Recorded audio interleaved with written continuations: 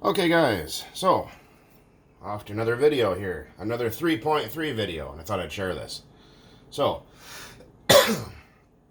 Richard's friend, he has a Revo 3.3 obviously, and he goes, well, he doesn't do that, well sometimes, but anyways, so he goes, for the life of me, I cannot get the thing to run right. It's always high idling, it runs fine when it's cold, it warms up, it's just erratic, and so we fixed a few little things like fuel and exhaust system leaks, and it still would not tune worth a shit. To the point where we had the high speed and the low speed needle almost all the way out, and it still was too lean. So obviously there's an issue. I removed the back plate carefully, and I don't know if you guys can see that. The crank's all flopping around in there. See it? See it flopping around in there? Yeah, not very good. So, you guys can't even see it this way. You can hear it. So I think what happened here, that didn't happen, is, see how the flywheel looks like it's been rubbing on something? And notice how that little tiny weight right here, oh, for fuck's sake, focus, you idiot. Come on, there we go. There's, like for an RPM sensor, I think, that telemetry garbage. So that magnet or whatever is supposed to be in here, hunk of steel for that little Hall effect sensor, came out of there, and I think what happened is it threw this flywheel out of balance, which ate the crank bearings up. So what we're going to do is we're going to pull it apart and find out what the hell happened in there. Okay, so I'm going to get off our little clip. I did say clip and not something else. There's a shim, don't lose that. Because this thing was just gutless. Just gutless. And I thought for a 3.3 Revo, it's getting beat by a Rustler with a freaking $90 engine in it. What the hell's going on here?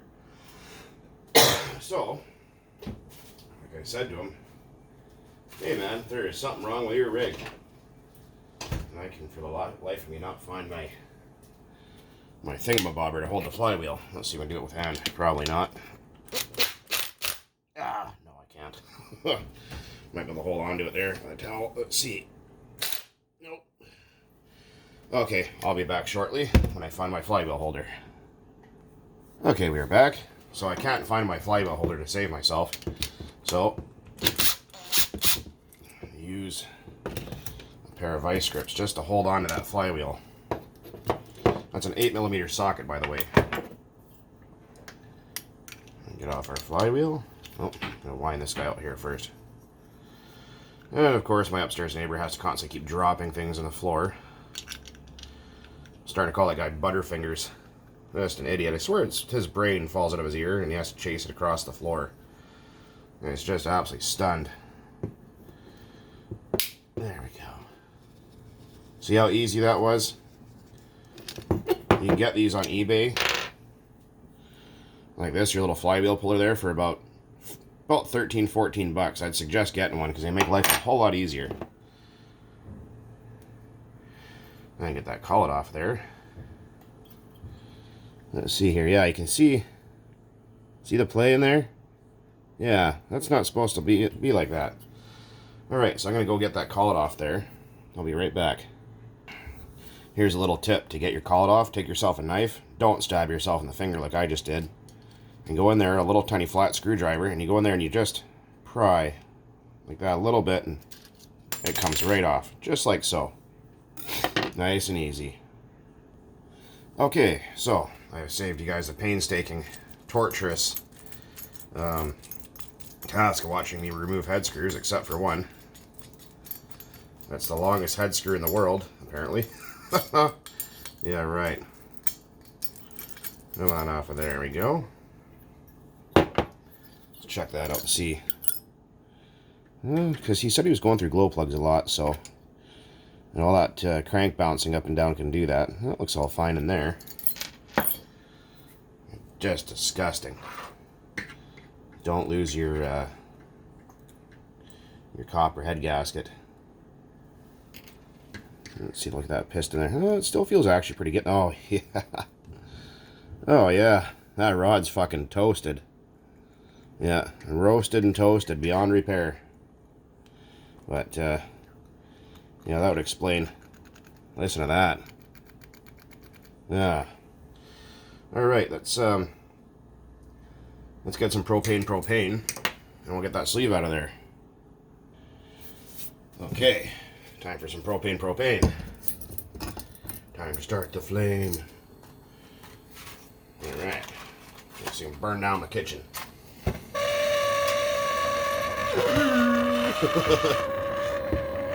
Turbo torches just sound funny like that. I should pull those screws out of there.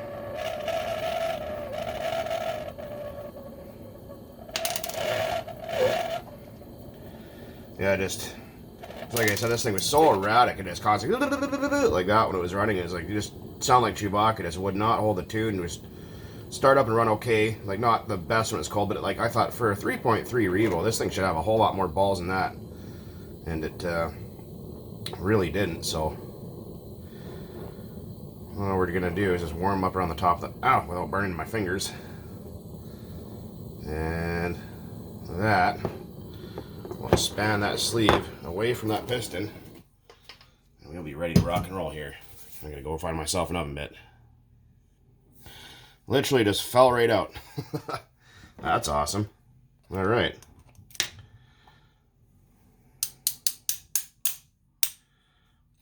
Let's see here about that crankshaft.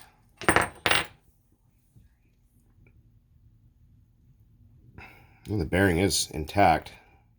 Oh, she's loosey-goosey in there, I'll tell you that. The front one's equally as bad. Oh boy, oh boy, oh boy.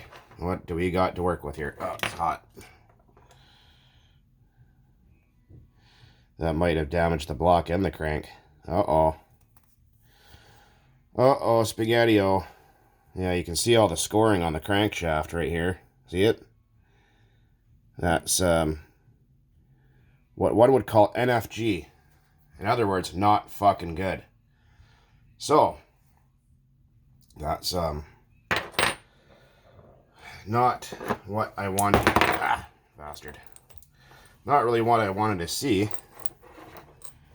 That would explain all that silvering in there. Oh, for crying out loud, for fuck's sakes. Come on, work with me here. Idiotic puke. Anyways. Yeah, no, that's, I don't know if you guys can see down in there. Well, that started to wallow out the crank inside, like the crankcase. Oh, boy howdy. Well, that just ain't good. And piston doesn't look too bad. Let's check out the fitment here. I'm going to grab myself a paper towel. And it appears I don't have any of those. Oh, yes I do. Boy, oh boy, oh boy. Oh, yeah.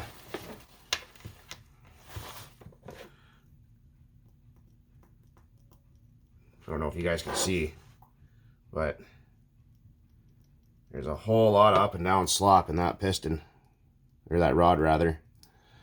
So that rod is dead. NFG, Flanron, no good. So have a look here at that sleeve.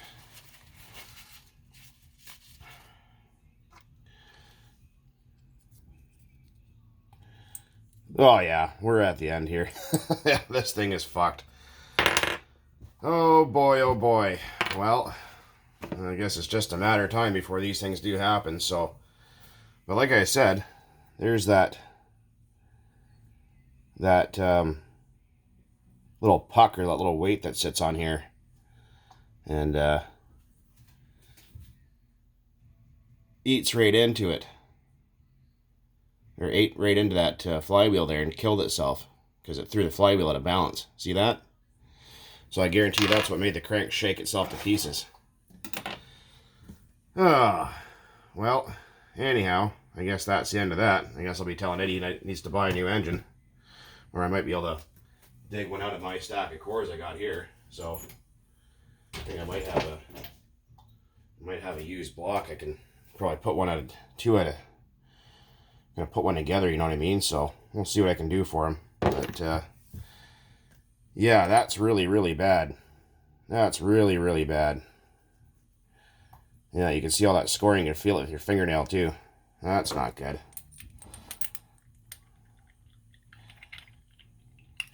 Yeah, those bearings.